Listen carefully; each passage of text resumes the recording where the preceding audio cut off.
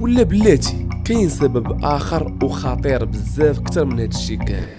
1925 واحد المستكشف بريطاني سميتو بيرسي فوسيت غادي ياخذ واحد القرار حاسم، واللي هو غادي يمشي يستكشف غابات الامازون، ويا ريت كون غير ما اتخذش هذا القرار حيت بسببه غادي يمشي في سيتي.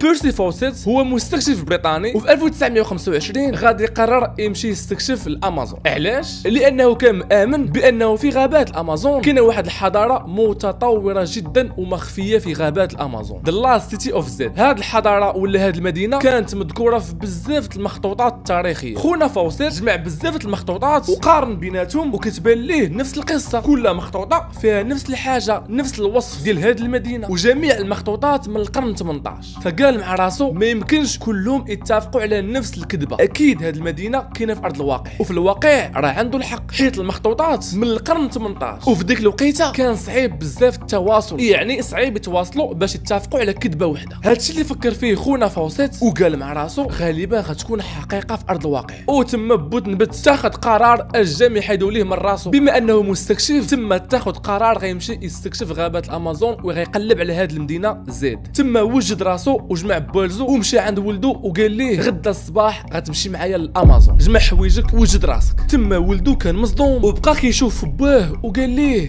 اعود شور مره صاحبي، تريت مزيان، خاصنا خطه، خاصنا فكره. ولدو واللي كان سميتو جاك كان حاسب شي حاجه ما هياش، وهاد الفكره ما اقتنعش بها، ولكن الاب ديالو فوسيت استعمل معاه بزاف الحجج المنطقيه واللي في الاخير قد يقنعوا بها. اهم حجه استعمل معاه واللي هي يلا معايا ولا خرج عليا من الدار، قلب على خدمه. تم الفريق كانوا فيه جوج ديال الناس، الاب فوسيت وولدو جاك، وغيتزاد الشخص الثالث واللي حتى هو مستكشف وكان صديق ديال فوسيت واللي كان سميتو رايلي ريميل. تم جمعوا كاع داكشي اللي خاصهم باش يبداو الرحله، والغد ليه خرجوا من الدار، وهذيك غادي تكون اخر مره غادي يخرجوا فيها من الدار حيت عمرهم غيعاودوا يرجعوا ليها.